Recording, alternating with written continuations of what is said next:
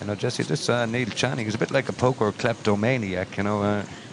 He just can't help himself. I mean, no matter how much he's got, if he sees an open window, he's going to go in and steal the silver anyway. I mean, what I love about Neil is that he's been in this position and he's seen this stuff so many times that he knows you can't ever sit back and just relax. You know, you have to keep going for it. No chip lead is safe.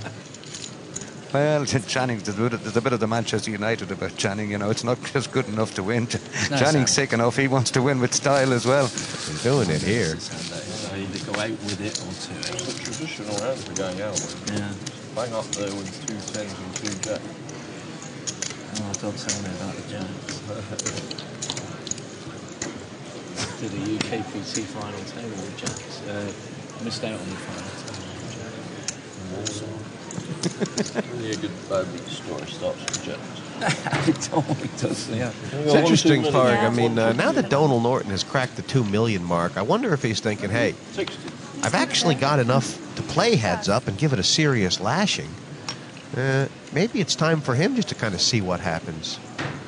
Well, you might think it's time for him to see what happens. You want to go down there and try and convince him. The best of luck to you. 140. This man is marching to his own tune, and the best of luck to him. And this is a very quick move, re-raise from Blake. He knows he's getting called, but the King-Jack too strong, Parg. Well, it's kind of the same decision he had a round ago with Channing, I think. I mean, if you're going to play a King-Jack against anybody at this table, well, Channing's your man, because he's liable to be in there with a piece of cheese, which is again what he has here. Channing's pretty consistent with the garbage he picks up, isn't he? It's a very good move from Tim. He's shown a bit of experience with the play. You know, it's easy to spot it from up here. It's a lot more difficult when you're down there playing for hundreds of thousands, and Tim has played it perfectly.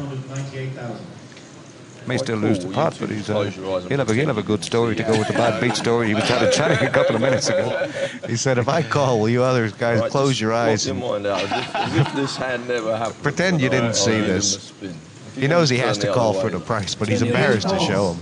You know, poker players are such sick guys. I mean, it's a 3 million prize pool here, and Tim has been telling Neil a bad beat story from a tournament about 9 months ago that involved a pair of jacks. You can see by the percentages. I mean, even though Tim Blake's a good favorite here, the Queen 6 has got over 3 times out of 10 the winnings. And if there's any country in the world the Queen 6 has been put to the test in, I mean, we're in it right now. My table image is long gone. So. You didn't have a table image, Neil. Oh, no.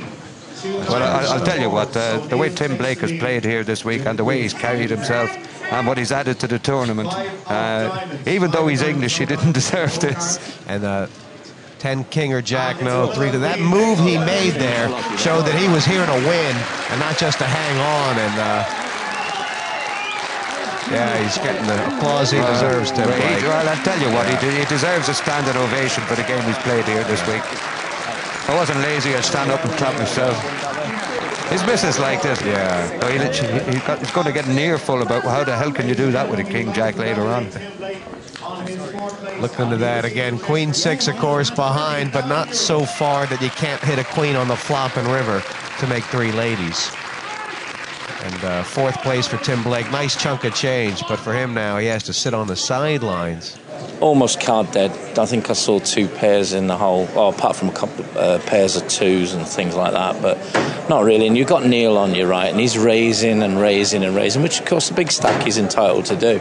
I thought him and Donald were going to clash, and I was sitting there waiting for that to happen, you know, move up the ladder. But I saw that, and I thought, well, King Jack, I know he's going to call. Well, he's going to call with anything, but he could be raising with anything, so...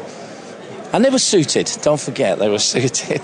So, you know, but what an experience. What a great experience. I'd like to thank all the people, Paddy Power, everyone for putting it on. Got all the family over here. They're going to have is it a hoolie you call it? I think we're going to have a bit of a hoolie tonight, you know. Yeah, less a couple of percentages, but I've still got Tommy running. Him and I, we had a percentage in each other before it started. So, you know, to get 2 of us to the final table was amazing, I think, you know. And, yeah, it's been great. Absolutely great. Well, just 3 players left now in this 2008 Irish Open. Started with 660, and of the 3 left, you can look at their fortunes at this final table. Obviously, Norton got him early. And Channing's got him late, but big disparities now between the disparities between the chips. Yeah, it's a pretty interesting situation because Thomas Dunwoody is down to 400,000 in chips, and you know, a lot of times you'd expect the two big stacks to pussyfoot around, trying and wait till he gets knocked out before they take each other on for the big money. But with the lineup we have here, I mean, neither Channing nor Donald Norton. Either Channing or Donald Norton may just forget about that and have a go at one another.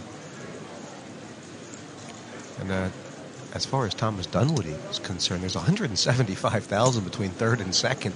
Yeah. Is that going to give him some kind of impetus here to perhaps see what happens a little bit? Sure. Well, I mean, if Norton and Channing get it all into a pot, Thomas Dunwoody be maybe even happier than the guy that wins that pot, especially if it's Channing. Limp from Channing on the button. Call from Dunwoody in the small blind. Nobody's got nothing. And this pot is nearly 200,000 already. That's missed everybody wide. And this one's available for anybody who wants it. Amazingly, Channing decides he wants it. You'd hate to suddenly have breakfast with Channing. He seems to be the kind of guy who'd try and take a sausage off your plate. You know, Farg, I mean, there was a lot of talk in the bar last night, guys, and that Channing, he's so lucky. He's not lucky. He's stubborn, Park, and he has been trying to win every pot he's could since this tournament started. Well, Channing has been threatening to pick off a major for a couple of years now. Neil will be on the button here, and